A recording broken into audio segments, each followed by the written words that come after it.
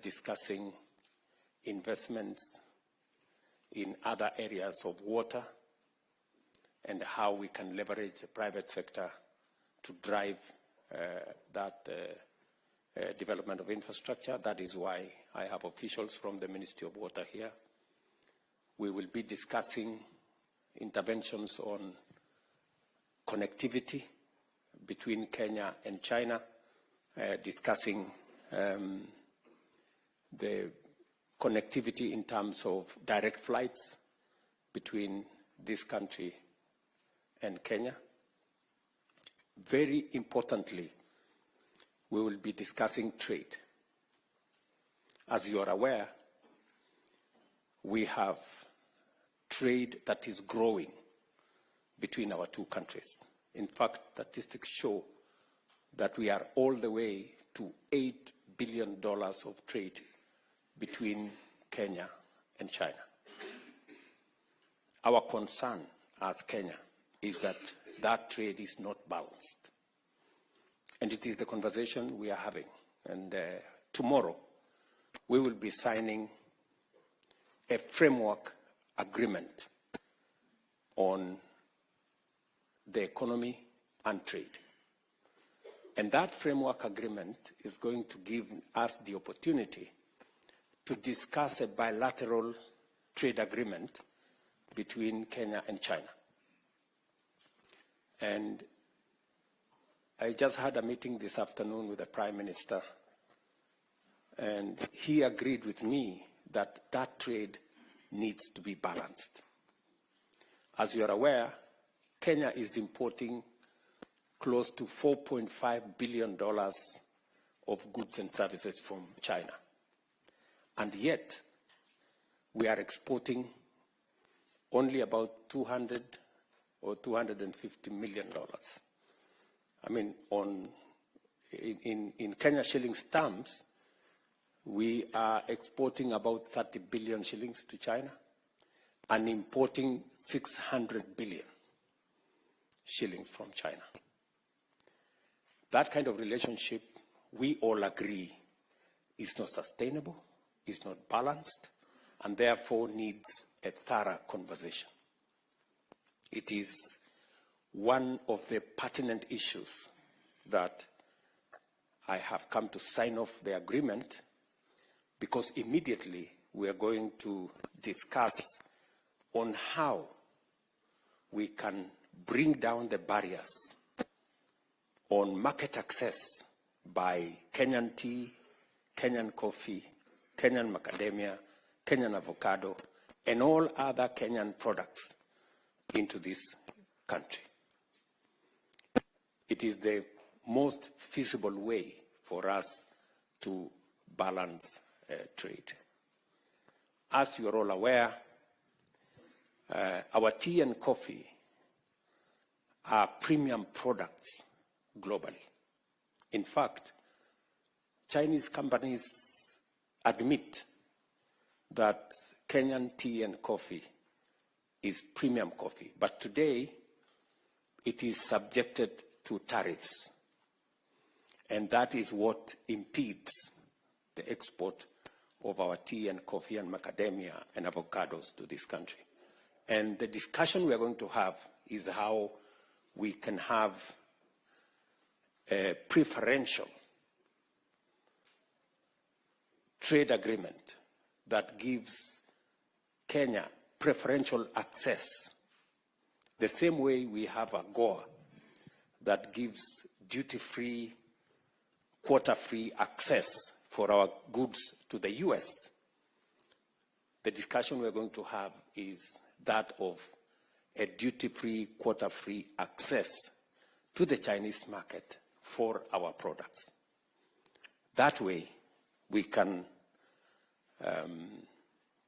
export more to this country, export better products, and we're going this time around to be exporting processed agro-products into this market. I am very happy that we have made tremendous progress in this pursuit. I remember when I appointed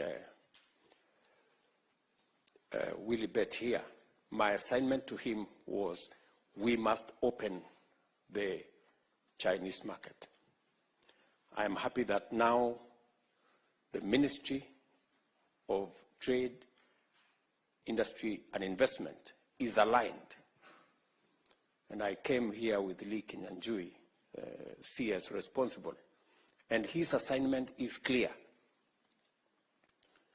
that by the end of this year, we must have a preferential trade agreement between Kenya and China that will give us market access for our products. In fact, immediately we sign the framework agreement tomorrow, Lee Kinyanjui and team might remain behind to make sure that they progress the conversation towards a preferential trade agreement shortly. And so I am very happy to be in this great city, and I want to congratulate all of you, whether you are students or professionals or business people, for daring abroad and doing what you're doing in China, either sharpening your skills in schools, colleges, and universities, or you are deploying your knowledge and expertise in the professional space here in China, or those of you who are doing business. And when I ran for president, I did commit that I will have a diaspora department that will, whose business it will be to manage the affairs of Kenyans in diaspora, to respond to their issues, and to serve them so that we can better leverage on the expertise, the knowledge, the efforts of people in diaspora to drive the development of our country. I'm very happy with what Roslyn Jogu, my PS for Diaspora Affairs, working under PCS here, and him and his team with Isaiah here, and all the other members of that team will continuously work with the embassy staff to see to it that Kenyans in the diaspora are served as best as we can, just the same way we work for the rest of Kenyans at home. Finally, I am sure you're following on developments back home in terms of the implementation of our program and our plan. Just so that you know, our housing program is underway. We have close to 150,000 houses being built around Kenya. Majority of them will be ready this year. In fact, I will be handing over keys to the first 4,000 units next month, and it will be continuous. You now have an opportunity working in the diaspora to buy some of those housing units. You do not have to depend on your family members or your friends, who I am told occasionally run away with your money. You will now have a place to buy a house without any hassle. And the ministry responsible for housing will let you know how you can book for a unit online. You don't need to know anybody. You don't need any brokers. You don't need to see anybody. You can book a unit online. And somebody's going to tell you exactly how that is done shortly. To also tell you that I did commit that we are going to have a different savings culture. As you are aware, since independence, we have been paying a very small fraction for our social security. In fact, up to 2 years ago, we were paying 200 shillings for everybody to National Social Security Fund. And in 60 years, we only managed to save 320 billion shillings. In fact, we have a smaller social security, smaller than Tanzania and smaller than Uganda, yet we have a bigger economy. But I made the decision that we are going to change the regulations and the law governing savings in Kenya. Why? Because investment is a function of savings. You cannot invest if you don't have any savings. You have nothing to invest. And just for your information, China, savings in China is 55% of their GDP. In Kenya, we were at 8%, maybe 9%, maybe 10%. It is my intention to push savings as a percentage of GDP to between 25 and 30%. That is where a majority of countries are. And because of the changes we have made, the good news is that while we collected or saved 320 billion shillings for 60 years, in 2 years, we have doubled our savings, just in 2 years. By the end of this year, we will have 650 billion shillings saved because of the changes we have made. And by 2027, we will have 1 trillion saved.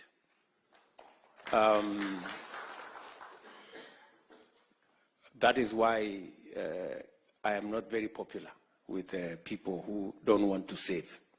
But for the people who want to save, they know what difference that is making. And that is how we are going to stop borrowing from other countries. We will be borrowing from our own savings to finance our own development. And if we must pay interest, let us pay interest to our own workforce in Kenya who are saving, instead of paying interest for, I don't want to mention countries where we are borrowing, where we are borrowing money. You know, the money we are borrowing from China, for example, is savings of the Chinese people, right? And you know that we are paying interest, and we are not paying small money. Why would we not pay Kenyans who are saving? That's the question I ask. So I'm very happy with the progress that we are making, and progressively people are beginning to see the reality of some of the interventions we are undertaking. I am also sure that you are aware that we have reformed our funding of our education system. We have straightened the CPC program that your chairman talked about. In 2022, there was a very big debate as to the implementation of CBC and the direction it was going. Immediately I came into office, I set up a presidential task force that gave us a way forward. And in 2 years, we've hired a record 76,000 teachers to support that program. We have changed the funding model. Today, the 23 universities that were almost bankrupt, if you speak to the vice chancellors of those universities, they will tell you the new funding model. And I have one chancellor here, who is a member of the Diaspora. this Chancellor of Cooperative University, he will tell you that that new funding model has made a whole difference in funding our universities and making sure that children, especially from poor backgrounds, get scholarships up to 90%, so that we give equal opportunity to all our children and that our education system leaves no child behind. You may also want to know that we have rolled out our universal health coverage program, commonly known as Taifa Care or SHA. And I was looking at the numbers last night. I get a report every evening at 10 p.m. And yesterday, 55,000 Kenyans registered. On average, every day, between 45 and 60,000 Kenyans register. For the first time, people who have never been on health insurance are experiencing health insurance. In the past, NHIF was reserved for people who were either salaried or they were in a position to pay. This time round, we have rolled out universal health coverage, a matter we have always wanted to do. I remember the NAC administration wanted to do it. And I remember we tried to do it under the Jubilee administration. And we couldn't manage. But I'm very proud that this time round, we took time, we created a legal framework. We took almost 2 years of planning, crafting the right framework, the right legislation, the right regulations. And today, I can proudly say that as opposed to NHIF, which had 7 million people registered, we now have 21 million Kenyans registered under SHA. And I am confident that we will get finally, with the registration that is going on now, we will finally get to universality on matters health. And the program gives everybody a chance. For those who can pay, you pay in accordance with your income. And for those who cannot pay, the government of Kenya will step in to pay for indigents and the people who cannot be able to pay. I am very happy with the progress that has been achieved. And you now from the diaspora can pay health insurance for your family members if you want to. You can, from the comfort of your office, you can register yourself. Members of your family can be registered. You can register your dependents. You can pay for them online, and you don't have to go to any office. Today, we have moved Matters Health to our digital platform. Imagine those, whenever you went to hospital, the doctor used to write on a piece of paper. And it graduated to an exercise book. Somebody had an exercise book the doctor wrote somewhere. We no longer have the exercise books. Now it is on a digital platform. You don't have to carry no exercise book. All you need to do is to go to a hospital, produce your ID, and your health record will be pulled from a digital platform. And the doctor will know which hospital you have gone to, what medicine you have been given, what is your health history, and they can take it up from there.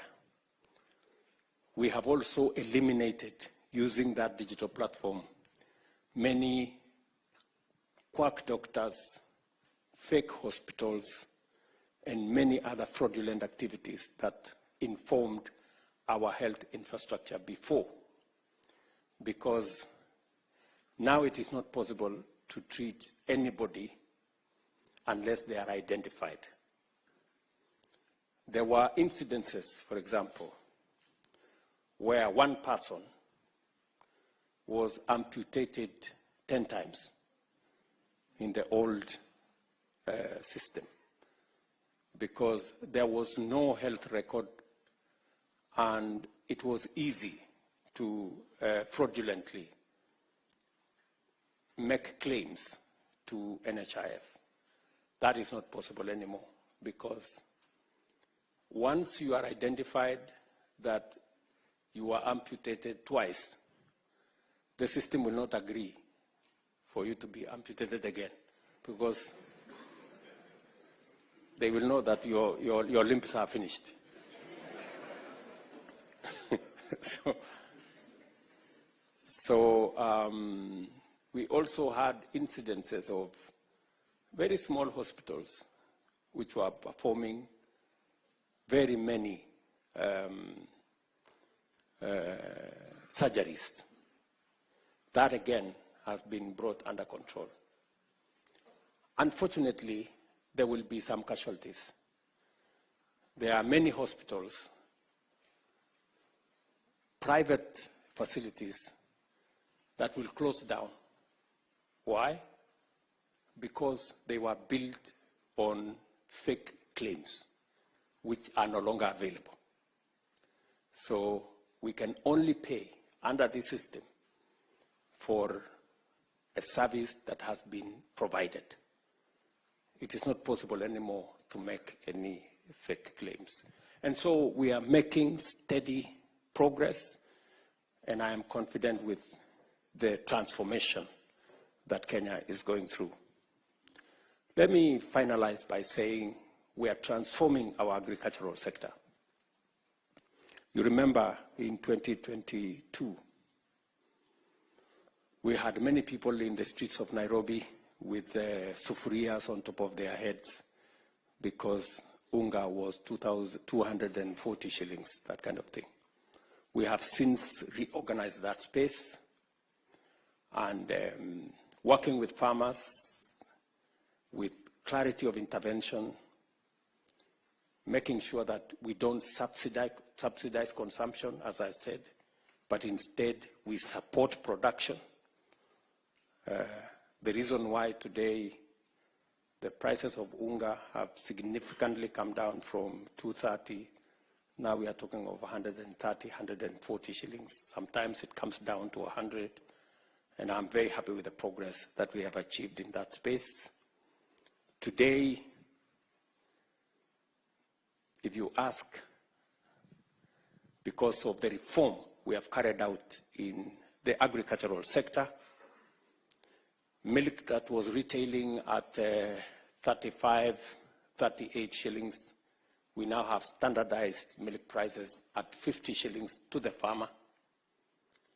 Coffee that was selling at 50 shillings a kilo, if you check from your members of your families, this year we had the best prices of coffee because we supported farmers with fertilizer, and we have removed cartels, people who were farmers, brokers, millers, and buyers at the same time. And they significantly undermined the whole coffee sector. Today, coffee that was retailing at 50 shillings, 60 shillings a kilo, on average, is 110 to 140 shillings a kilo. And if any one of you is a coffee farmer, you will bear me witness. This year, last year again, we made huge progress with our tea. The year before, our total earnings from tea was 170 billion shillings. Last year, it moved all the way to 215 billion, the highest in Kenya's history. Again, because of favorable weather, and because of the investments we made in promoting production of our tea sector. We have just concluded, for those of you who come from the sugar belt, the notorious sugar problem that has been with us for 30, 40 years. We've just concluded the reform of that sector. And for those of you who follow Kenyan news, the cartel in that sector was so vicious that I had to tell them, mambo ni matatu. And ever since I told them mambo ni matatu, now we have concluded the reform of that sector. And my intention is that, like the other sectors, the sugar sector that has suffered for many years, we are now going, the factories will now be able to pay farmers on time, pay workers on time, and for the first time, pay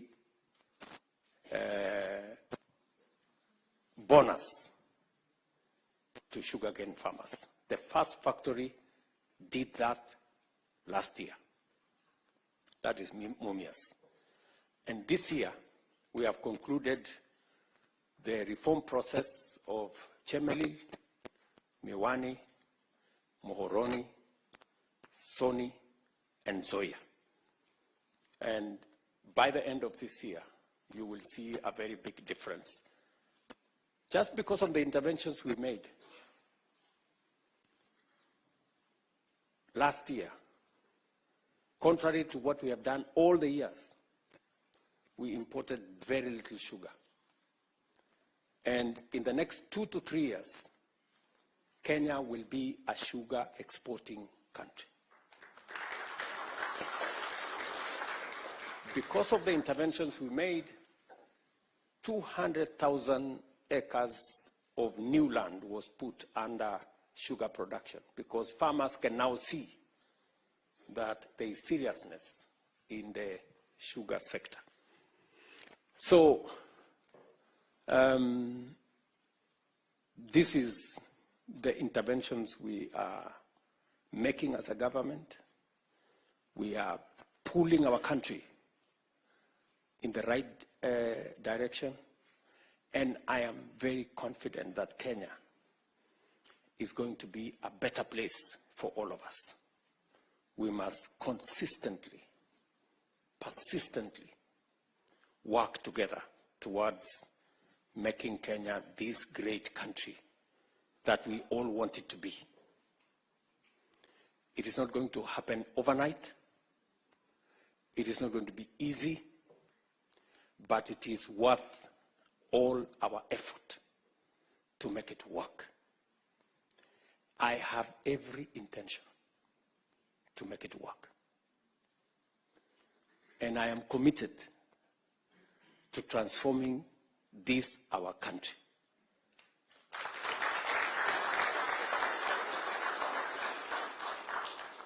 And I want to tell you, failure is not an option. It is not an option. We are going to make our country great because we have all the ingredients to make it happen. We have a hardworking population. We have the resources that we need, and we have the commitment to match what we require to push our country forward. I invite you, as Kenyans in diaspora, to work with us, to leverage on all the possibilities that exist for us to forge a collaboration, a coalition of making our country succeed.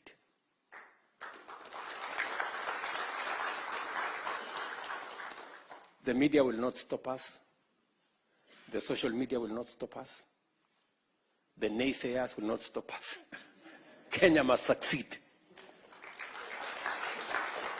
Do you understand? We have no option. We have to succeed. So I just want to tell you that that is the way to the future. So asanteni sana. I don't want to make this a lecture. You know, I'm also a scholar, so sometimes I get tempted to speak. So let me leave it there, maybe pick up some ideas from you guys on what your thoughts are and where you think we can do better for the progress of our country. Thank you very much. God bless you. And it's my pleasure to speak to you. Asanteni sana.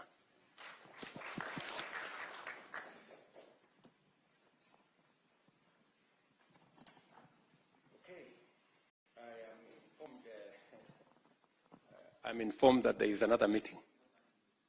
I have 30 minutes here. Okay.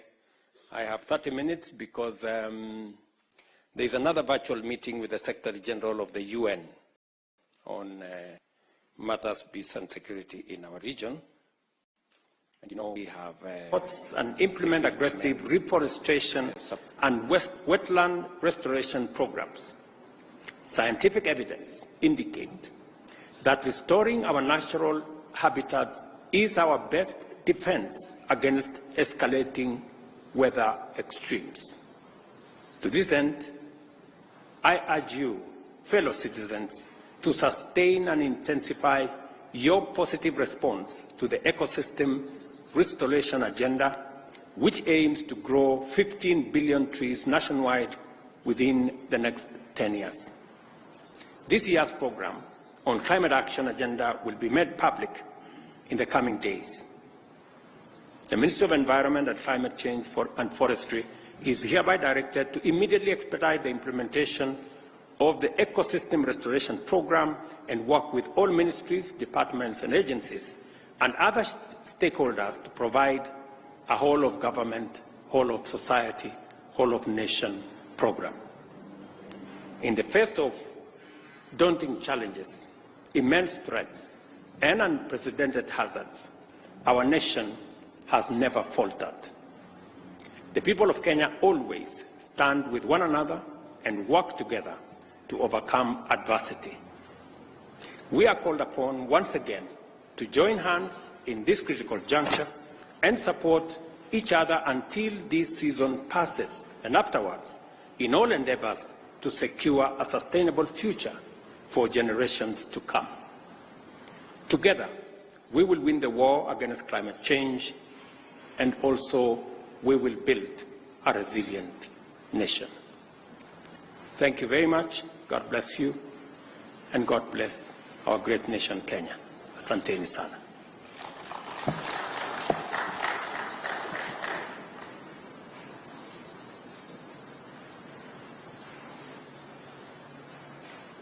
Thank you very much. Your Excellency, my name is Mo. Must act decisively and swiftly to mitigate the devastating impacts of the present crisis and protect life and property. The loss of human life, displacement of people, and destruction of property has been most profound within fragile ecosystems on which the government has taken the following steps. First, the government has mapped out 178 dam and water reservoirs situated within public and private lands in 33 counties, which are already full and present imminent danger to adjacent settlements and people. Second, areas prone to landslides and mudslides in various counties have been identified as high-risk areas from which the adjacent settlements have to be evacuated. Third, Relocation notices have been issued to all persons living in unplanned settlements within riparian reserves along rivers, streams, and other water courses. Acknowledging the gravity of this unfolding situation, the Cabinet has met 3 times over the last 10 days to provide leadership on a whole-of-government response to this crisis. To support disaster response and mitigation efforts across the country, the Treasury has been directed to provide adequate resources and work with other development partners to provide for the purchase and supply of food, medical, and other non-food items. County security committees are directed to determine on a case-by-case basis the radius that shall constitute the scope of the area subject to evacuation and mandatory relocation that has already been pronounced. The county security committees are further directed to continuously monitor other dams and water reservoirs across the country that may not be presenting a risk now, but could do so in the event of further precipitation.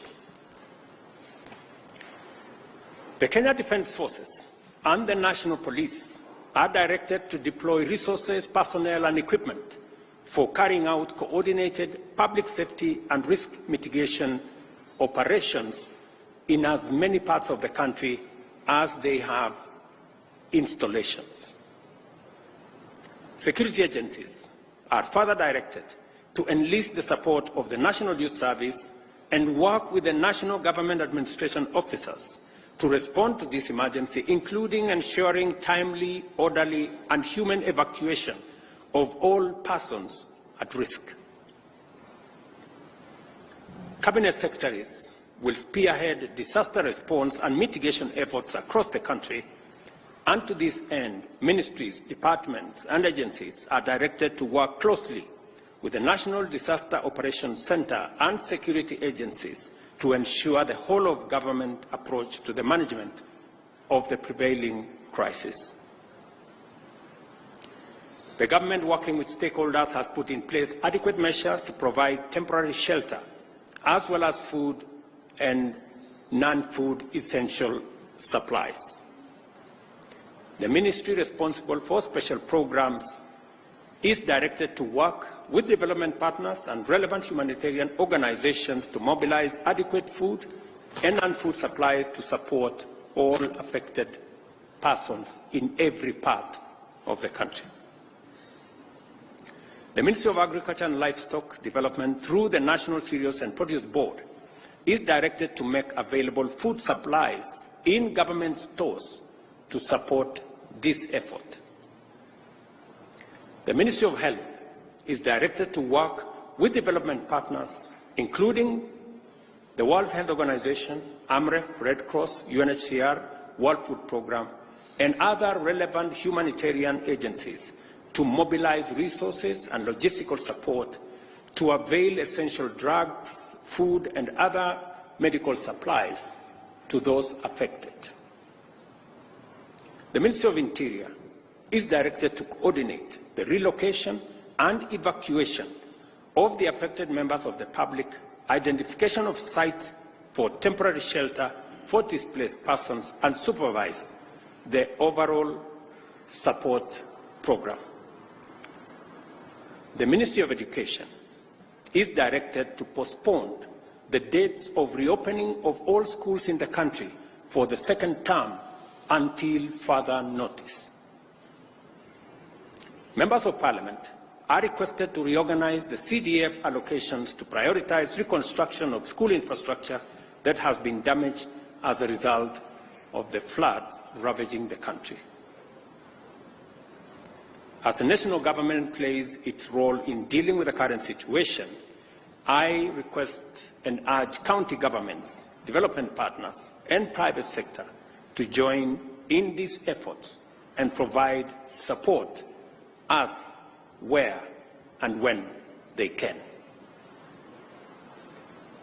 In Nairobi, settlements in riparian reserves have complicated the response efforts and compounded and aggravated the risk to human life, safety, and property destruction. The Ministry of Interior is hereby directed to enforce the relocation notices issued earlier upon their expiry at 6:30 p.m. today. We appreciate and thank members of the public who are already cooperating with government on the evacuation and relocation effort that is underway. I want to mention specifically citizens in different parts. I saw, for example, in Dandora, citizens themselves volunteering, removing their structures, carrying their wares, carrying their furniture, and looking for places to store them. It is an encouraging development that citizens are part of the solution and they are participating in the evacuation and relocation efforts. Further, the government appreciates the goodwill demonstrated by thousands of individuals and institutions, volunteers, and others who have made tremendous input into alleviating the suffering and pain by those affected by the prevailing crisis. In the same spirit, the public is called upon to respect and adhere to safety alerts and interventions and to cease and desist from risking their lives or the lives of others by daring the force of nature. Kenyans must avoid endangering their lives by recklessly attempting to cross flooded rivers or drive on waterlogged roads.